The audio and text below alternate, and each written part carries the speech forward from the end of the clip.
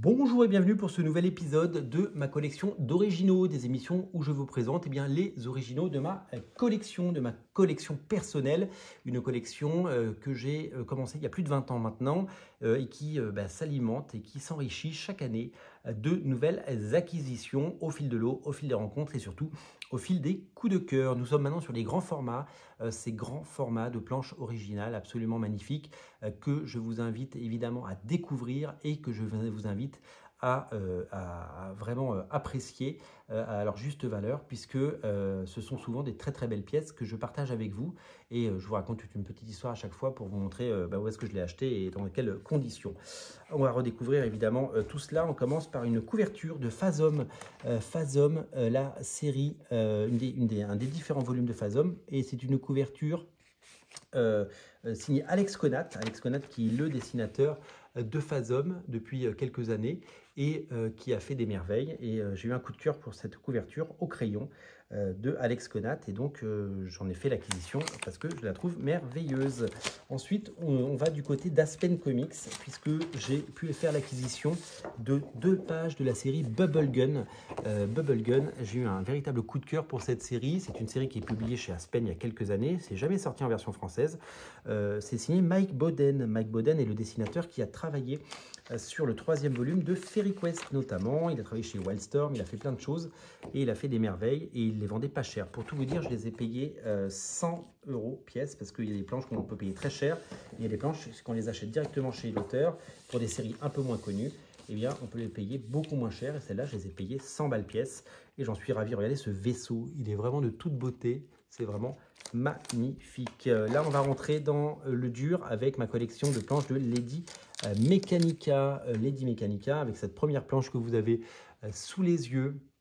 Une planche magnifique avec Lady Mechanika en pied, c'est fait au crayon, c'est signé évidemment par Joey Benitez. Et là, je vais vous en montrer une autre qui m'a coûté, alors j'ai plus les prix en tête, mais celle-là était un peu plus chère parce que il y avait des éléments de décor, il y avait Lady Mechanika en pied ici, et il y avait ce détail sur le visage avec le chapeau, et ça, celle-là, elle est exceptionnellement belle.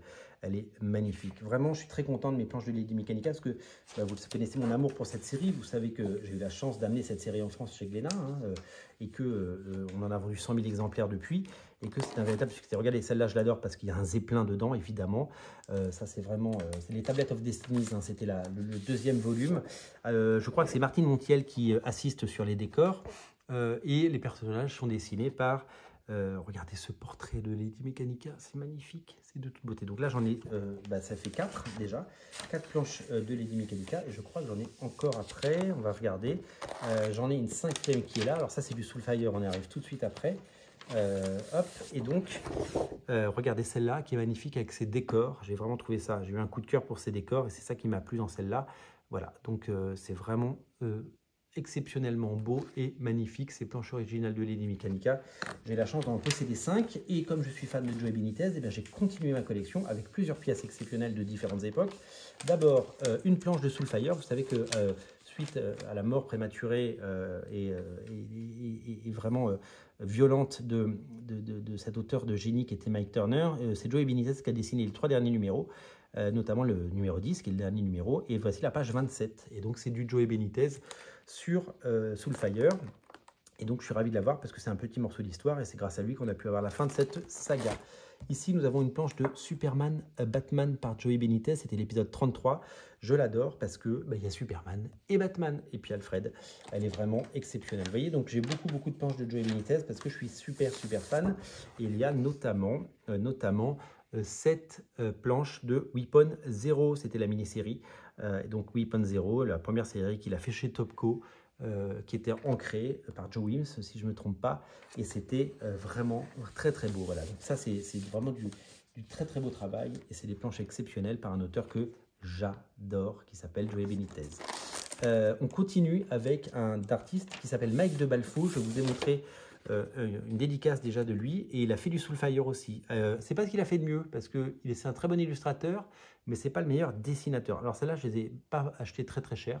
Il les vendait pas très cher. J'étais ravi de les avoir. J'ai non seulement celle-là que je viens de vous montrer, mais j'en ai une double qui est là. Je vais vous montrer. Je vais la déplier devant vous. Et je l'avais prise celle-là parce qu'il y avait des dragons. Et je trouve qu'il s'en sortait très bien sur les dragons. Voilà. regardez la beauté de ces dragons, la beauté de ça. C'est vraiment très très beau. Et vraiment, c'est quelque chose de génial. Voilà, Mike de Balfo, il n'a pas fait beaucoup de planches dans sa vie, mais je suis content d'avoir celle-là parce qu'elles font partie de ma collection et je les adore. On continue avec Mike de Balfo qui régulièrement sur son site internet vend des dessins préparatoires de couverture. Et ça, à l'époque, il les vendait pas cher, c'était genre 50 balles quoi. Et donc voilà, donc j'ai 4 miniatures, 4 vignettes de couverture ou de futures couvertures.